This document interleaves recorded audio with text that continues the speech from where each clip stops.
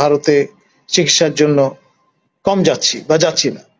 তার ফলে ভারতের যারা এই সেক্টরে সেবা প্রদান করতেন তারা ক্ষতিগ্রস্ত হচ্ছেন, তাদের রেভিনিউ কম হচ্ছে। কিন্তু বিষয়টা তো হলো তারা তো মরে যাচ্ছে না, তারা ডাইভার্সিফাই করে তাদের অন্য রকমের সুবিধা দিয়ে আছে। আমরা হয়তো টাকা আরো বেশি খরচ করে চীনে যাব, আমরা জাপানে যাব, সবাই তো অ্যাফোর্ড করতে পারবে না সেটা।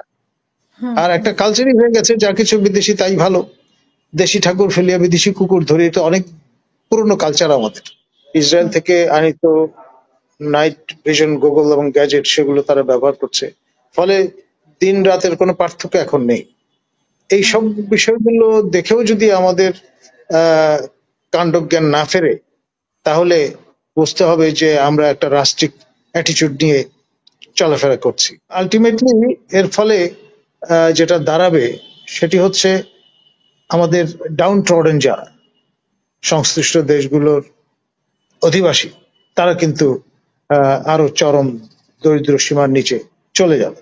আলটিমেটলি এটা কারো কোনো উপকার বয়ে আনবে না। সমস্যাটা অন্য জায়গায়। এখন আমাদের এখানে ওই যে আমি বললাম সাইকোলজিটাই হচ্ছে এরকম, কথায় না মানে কাজে না কথায় বড় হতে হবে। আমরা চোখে চোখ রেখে কথা বলবো, আমরা ভারতের চেয়ে কোনো অংশে কোন দিক থেকে খাটো, মানে এই যে মনস্তাত্ত্বিক, এই যে এক ধরনের ডিউ রেসপেক্ট ইনফিরিয়রিটি কমপ্লেক্স যেটাকে বলে, সেটা থেকেই উৎসরিত হচ্ছে এই ধরনের সুপিরিয়র ভাবে নিজেদের প্রতিপন্ন করা, প্যাকেজিং করা, মার্কেটিং করার একটা চেষ্টা। এই জায়গাটায় আমাদের আসলে নজরটা দিতে হবে। যাহাই তাহাই বস্তুনিষ্ঠতার সঙ্গে যতক্ষণ পর্যন্ত না আমরা এই বাইল্যাটারাল বিষয়গুলো অনুধাবনের চেষ্টা করবো, ততক্ষণ পর্যন্ত এই ধরনের সেলফ ডিফিটিং একটা অবস্থায় আমাদের থাকতে হবে। আমার এখানে দুইটা প্রশ্ন। এক হচ্ছে যে এই যে ভুটান এবং নেপালের পণ্য মানে মানে বন্ধ হয়ে গেল, আসাটা বন্ধ হয়ে গেল, সেটা সেখানে কি আসলে বাংলাদেশ খুব বেশি লস হবে কিনা, সেটা একটা প্রশ্ন। আর যেহেতু 2020 সালের জুনে দিয়েছে, তার মানে আমরা হাসিনার সাথে যেরকম বিভিন্ন চুক্তি হয়েছে সেরকম হাসিনা সুবিধাও নিয়েছে, সেরকমই কি আমরা দেখতে পাই কিনা? দেখুন, আপনি ভাবতে পারেন যে ঠিক আছে, আমি বাণিজ্য সুবিধা যেটা পেতাম নেপাল ও ভুটানের ব্যবসা করে, সেটা আমরা সীমিত করে পেলাম না। তো এই ধরনের বাহাদুরি করে আপনি তো একের পর এক যদি দরজা জানালা সব বন্ধ করে দিতে থাকেন বহির্বিশ্বের থেকে, তাহলে তো লুজার আমরাই হব, তাই না? এবং একই সঙ্গে ক্ষতিগ্রস্ত হবে আমাদের প্রতিবেশী রাষ্ট্র ভুটান এবং নেপালের মতো দেশের জনগণ। আপনি যত বেশি পরিমাণে কানেক্টিভিটির এই পৃথিবীতে আন্ডারস্ট্যান্ডিং এর মাধ্যমে চলবেন, তত কিন্তু বেটার অফ থাকবে সংশ্লিষ্ট দেশের পপুলেশন। আর তা না হলে মাসুল দিতে হবে বেশি পরিমাণে, চড়া মূল্যে, লাভালাভ বিবেচনায়। আর আমার দ্বিতীয় যে প্রশ্নটা ছিল আপনার কাছে, যে শেখ হাসিনা চুক্তি করেছে, অনেক কিছু সুবিধা দিয়েছে, এটাই আমরা শুনেছি, কিন্তু তার মানে কি উনি কিছু সুবিধা নিয়েছেন ওরা বাংলাদেশের জন্য, এরকম কি প্রমাণ করে কিনা? ডেফিনেটলি এই যে আপনি যদি একটা আন্ডারস্ট্যান্ডিং এর মধ্যে থাকেন, তাহলে বিষয়টা স্পিরিট একরকম থাকে, আর যখন আর স্পিরিটে যাবেন তখন বিষয়টা এরকমই দাঁড়াবে। এখন যে বড় তনু বপুর দিক থেকে তার তো এজটা বেশি। আমরা ধরুন এখন প্রতিবেশী রাষ্ট্র ভারতে চিকিৎসার জন্য কম যাচ্ছি বা যাচ্ছি না, তার ফলে ভারতের যারা এই সেক্টরে সেবা প্রদান করতেন তারা ক্ষতিগ্রস্ত হচ্ছেন, তাদের রেভিনিউ কম হচ্ছে। কিন্তু বিষয়টা তো হলো তারা তো মরে যাচ্ছে না, তারা ডাইভার্সিফাই করে তাদের অন্য রকমের সুবিধা দিয়ে আছে। আমরা হয়তো টাকা আরো বেশি খরচ করে চীনে যাব, আমরা জাপানে যাব, সবাই তো অ্যাফোর্ড করতে পারবে না সেটা। আর একটা কালচারই হয়ে গেছে যা কিছু বিদেশি তাই ভালো, দেশি ঠাকুর ফেলিয়া বিদেশি কুকুর ধরি, এটা অনেক পুরনো কালচার আমাদের। যা কিছু বিদেশি তাই ভালো, এই যে মাইন্ডসেট, এখান থেকে আমাদের বেরোতে হবে।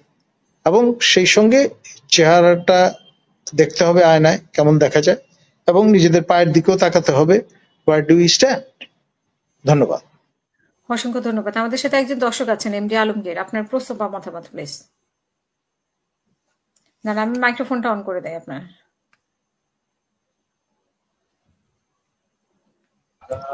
আপনার মাইক্রোফোন অফ করা ছিল, জি বলেন, এখন বলেন।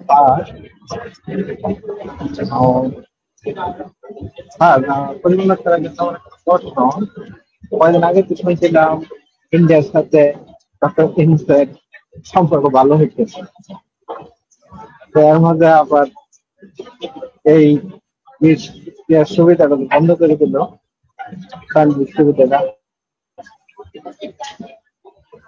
আবার ডক্টর ইউনূস যে মোদীদের সাথে মিটিংটা করলো, এইটা যদি আবার বিএনপি করতো তাহলে কিন্তু আবার বিএনপি এর এজেন্ট হয়ে যেত ইন্ডিয়ার। এইটাই আমার প্রশ্ন। অনেক ধন্যবাদ, অনেক ভালো প্রশ্ন করেছেন। ডক্টর ইউনূস মিটিং করেছে, সেটা কিছু হয়নি। যদি ডক্টর ইউনূস অবশ্য রাষ্ট্রপ্রধান, যেহেতু এটা যিনি বিএনপির সাথে তুলনা করেছেন সে বিষয়ে আপনার মতামত কি, এটা আপনার কাছে জানতে চাই। আর তাছাড়া আরো কোনো ধাক্কা আসবে কিনা ভারত থেকে, যেটা দর্শকও জিজ্ঞেস করলেন, যে আমরা জানি যে সম্পর্ক ভালো হয়েছে, তার উপরে এই ধাক্কাটা, কিন্তু পরবর্তীতে আরো কোনো ধাক্কা আসতে পারে কিনা ভারতের পক্ষ থেকে? দেখুন, ইটস জাস্ট দ্য বিগিনিং। আপনি নিশ্চয়ই জানেন যে আমাদের সীমান্ত প্রায় ঘিরে বসে আছে ভারতীয় সশস্ত্র বাহিনী। এখন আপনার ইসরায়েলি মডেলে তারা সীমান্ত ব্যবস্থাপনা গড়ে তুলেছে, কাঁটাতারের বেড়া সুউচ্চ করেছে এবং 24 আওয়ার ভিজিল চালু করেছে। ইসরায়েল থেকে আনিত নাইট ভিশন গুগল এবং গ্যাজেট সেগুলো তারা ব্যবহার করছে, ফলে দিন রাতের কোনো পার্থক্য এখন নেই। এই সব বিষয়গুলো দেখেও যদি আমাদের কাণ্ডজ্ঞান না ফেরে, তাহলে বুঝতে হবে যে আমরা একটা রাষ্ট্রিক অ্যাটিচিউড নিয়ে চলাফেরা করছি এবং এর মাসুল আমাদের গুনতে হবে। আপনি নিশ্চয় আরেকটি নিউজ দেখেছেন যে চীনে যুক্তরাষ্ট্রের পণ্যের 104% জবাবে যুক্তরাষ্ট্র পণ্যে 84% শুল্ক আরোপ করলো চীন। তো এখানে চীন এবং যুক্তরাষ্ট্রের মধ্যে এক ধরনের কি ধরনের সম্পর্ক তৈরি হচ্ছে বলে আপনি মনে করেন? দেখুন, এটা বাঘের সিংহের লড়াইয়ের মতো একটা বিষয়, শেয়ানে শেয়ানে কোলাকুলি। এখন যেটা দাঁড়াচ্ছে সেটা হচ্ছে, অনেকেরই ধারণা এই শুল্ক আরোপ করার কারণে, শুল্ক যুদ্ধ শুরু করবার কারণে বিশ্বব্যাপী একটা মহামন্দার সূচনা হতে চলেছে এবং আলটিমেটলি এর ফলে যেটা দাঁড়াবে সেটি হচ্ছে আমাদের ডাউন ট্রডেন যারা সংশ্লিষ্ট দেশগুলোর অধিবাসী, তারা কিন্তু আরো চরম দরিদ্র সীমার নিচে চলে যাবে। আলটিমেটলি এটা কারো কোনো উপকার বয়ে আনবে না। আমরা দেখেছি ইতিমধ্যে ডক্টর ইউনূস একটা চিঠি দিয়েছে, সেই চিঠির জবাব এখনো আসেনি। তো সেই চিঠিকে কোনো পজিটিভ উত্তর আশা করতে পারি কিনা? আমি ব্যক্তিগতভাবে মনে করি আপনার ইটস এ গুড ইনিশিয়েটিভ। কারণ হচ্ছে হাত পা গুটিয়ে নিশ্চল বসে থাকার চেয়ে চেষ্টা করা তো ভালো। আর সেই দৃষ্টিকোণ থেকেই আপনার এই পত্র বান নিক্ষেপ করা হয়েছে।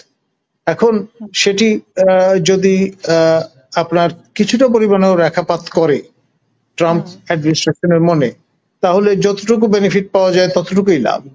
আর যদি নাও পাওয়া যায়, যা আছে তাই যদি নন নেগোশিয়েবল থাকে, তাহলে সুবিধা যেটা মনের সান্ত্বনা তো আমরা খুঁজে পাবো যে আমরা উই ট্রাইড, হাত পা গুটিয়ে বসে থাকিনি। ধন্যবাদ।